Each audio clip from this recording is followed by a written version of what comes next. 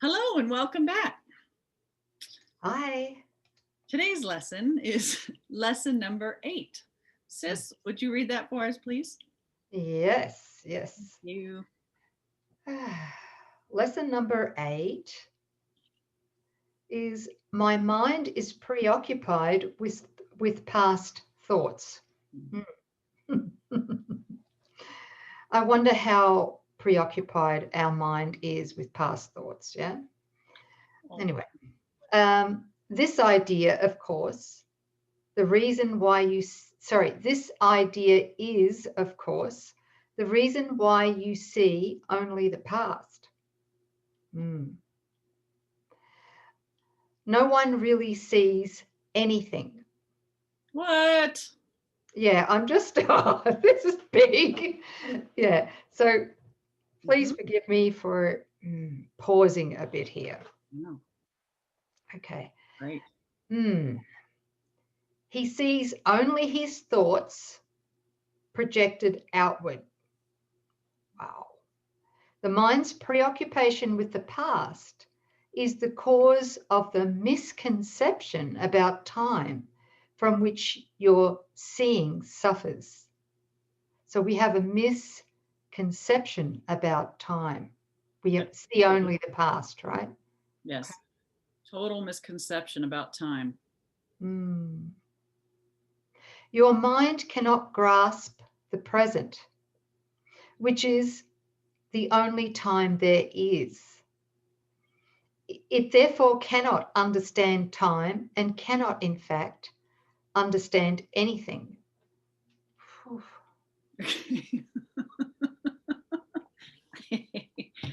Who's got a couple days to unpack that paragraph? Okay. Hey, next. Hold on a minute. No? This is the horizontal timeline. Somewhere in there was the idea of birth that gave rise to the body, which is the belief that you're separate mythical me and you're moving along this timeline.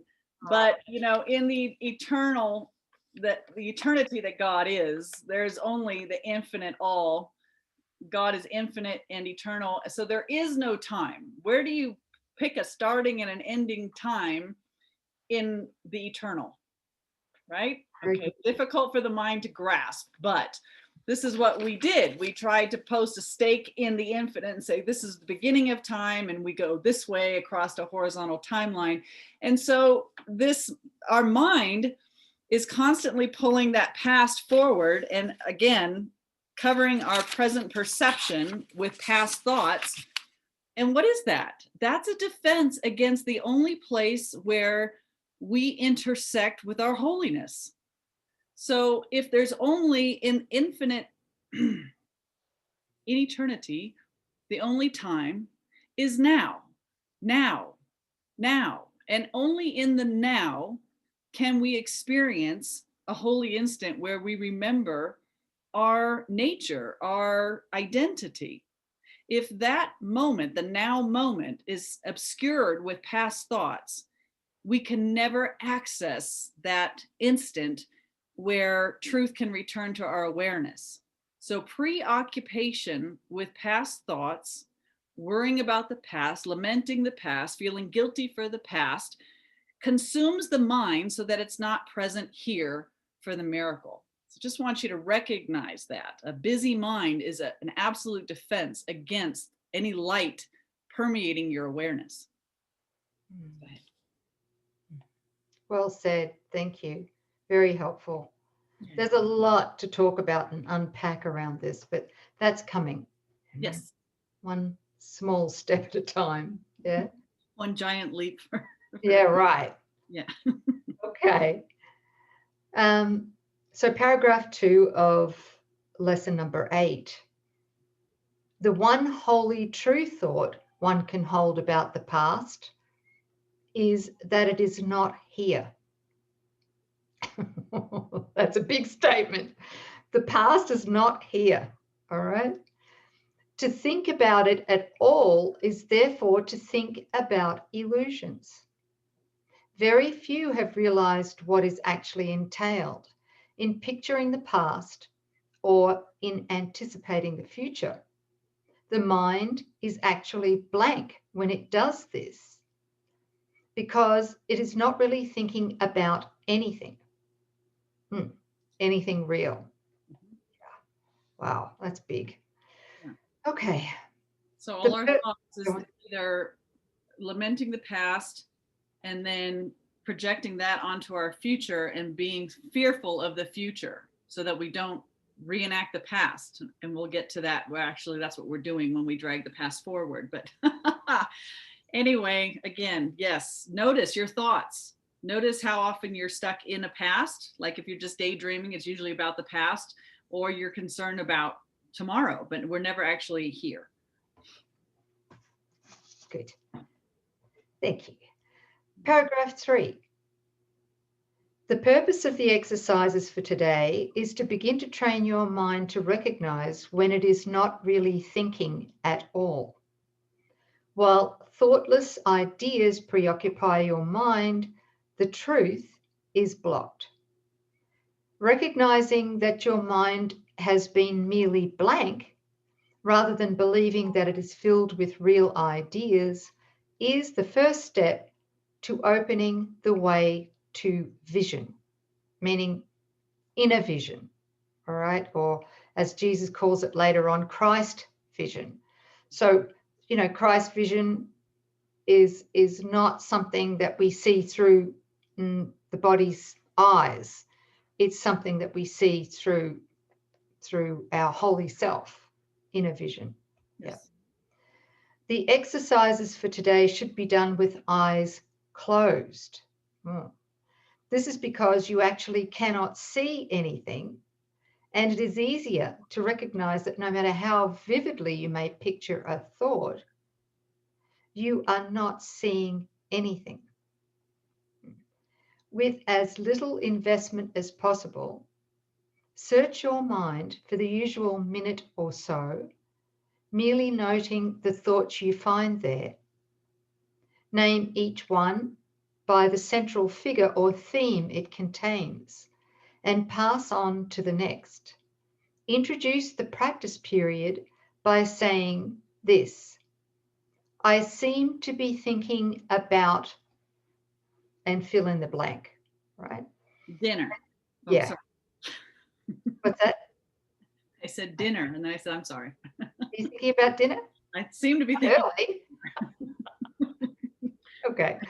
Then name each of your thoughts specifically. For example, I seem to be thinking about the name of the person, put that in there, or about the name of an object, or about the name of an emotion, and so on, concluding at the end of the mind searching period with this: but my mind is preoccupied with past thoughts.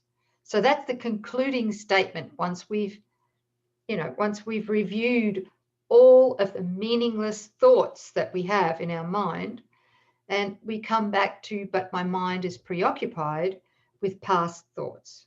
Okay. This can be done 4 or 5 times during the day, unless you find it irritates you. Sorry. If you find it trying, 3 or 4 times is sufficient. You might find it helpful, however, to include your irritation. I remember during this lesson. That's why I'm laughing, guys. Oh, yeah. Be thinking about my irritation. I was very irritated. Now I laugh because I'm like, what the hell was I in resistance of? Like, wow. Okay.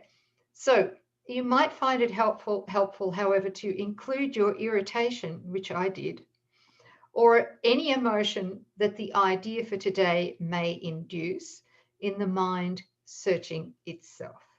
That's it. How's the that? ego does not want you turning around and examining it. It wants you to believe its projections out there. Get lost in what the mind is projecting. Find that real. Fix what's out there. Manipulate what's out there. Protect yourself from what's out there. But heaven forbid, do not stop, turn around and look at the cause of everything, which is your mind that needs to be healed, right? A split mind is projecting thoughts. So as we start to dismantle the thought system itself, expect that there will be some backlash, such as irritation or distraction. Or emotion. Yeah, irritation, Yeah. resentment, anger. Fatigue, falling asleep. Oh, falling asleep's a big one. Yeah. Isn't it? I sit down to read the course, and the next thing Out. she's It's out. the best sleeping pill I've ever had, right?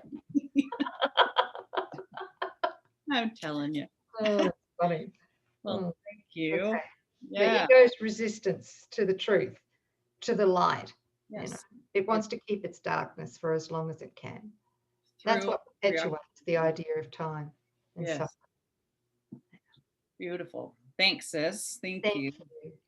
Beautiful. Lesson 8. My mind is preoccupied with past thoughts. And we might need to actually stop this recording from lesson.